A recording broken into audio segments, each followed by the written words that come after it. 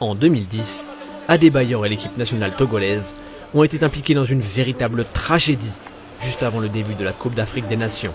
Adebayor a survécu à une attaque à la mitraillette qui aurait pu lui coûter la vie. I got the press officer in my hand to his last respiration, and he passed away in my hand. So you can imagine it's very difficult. Un incident horrible a entaché ce qui aurait dû être un grand moment pour la sélection togolaise. Un groupe d'hommes armés a attaqué le bus de l'équipe du Togo. Sur place, au moment de l'attaque, c'est le chaos total. L'assaut fait 3 morts, dont le chauffeur angolais. Ajoutez à cela 2 joueurs de l'équipe togolaise, touchés. L'un d'entre eux a d'ailleurs perdu beaucoup de sang, mais heureusement, les 2 ont survécu. Mais pourquoi quelqu'un s'en prendrait-il à cette équipe togolaise ? Un groupe armé, basé en Angola, attaquait les bus à la mitraillette. Un groupe séparatiste qui réclamait l'indépendance de son territoire. Et l'équipe du Togo est entrée dans le territoire de ce groupe, en bus. Par la suite, les représentants de la CAF ont déclaré avoir demandé à toutes les équipes de se rendre en Angola par avion. Cette tragédie de l'équipe togolaise a lieu la veille du début de la Coupe d'Afrique. Avant le coup d'envoi de la fête, tout le monde est donc à cran, et la participation du Togo est plus qu'incertaine. Cet incident a clairement affecté l'équipe entière. Même les supporters présents dans le pays étaient sous le choc. J'arrive pas à imaginer que ça puisse se passer. Voilà. Donc du coup, effectivement, j'ai pas été choqué, parce que pour moi, c'est encore de la fiction. Je suis encore dans la fiction. Là.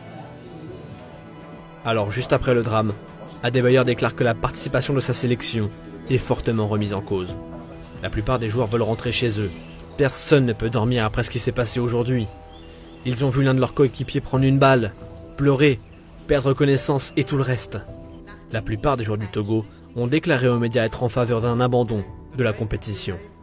Ils se sont réunis et ont pris leur décision. The next for race at the moment is all about concentration, is on the funerals and everything. We'll wait and see what will happen. We just have to do our ceremony and everything, and after that we'll see what we're going to do. Finalement, l'équipe a déclaré forfait. On pourrait penser que l'embuscade était déjà une punition terrible pour cette sélection, mais la Confédération africaine de football décide ensuite de suspendre l'équipe pour les 2 prochains tournois. Quelle honte! Selon la CAF, l'équipe a été suspendue en raison d'interférences gouvernementales. Cette sanction sera finalement levée. Après l'incident, Adebayor annonce sa retraite internationale, mais il finit par réintégrer la sélection peu de temps après. Adebayor est le meilleur joueur que le Togo ait jamais connu. Il a permis à l'équipe de disputer sa première Coupe du Monde. Il a aussi connu une carrière bien remplie, en passant par la France, la Première Ligue, le Real Madrid. Adebayor a connu pas mal de drames dans sa vie. Jusqu'à ses 4 ans, il n'arrivait pas à marcher. Il a raconté que sa mère l'a emmené partout en Afrique à la recherche d'un traitement, et que c'est finalement en courant après un ballon qu'il fera ses premiers pas.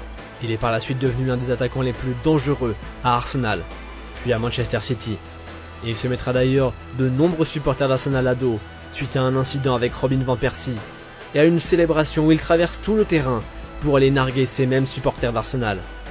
Durant sa carrière pro, Adebayor a longuement parlé de ses problèmes familiaux, notamment comment sa famille l'a utilisé pour lui soutirer de l'argent qu'il a gagné grâce au football.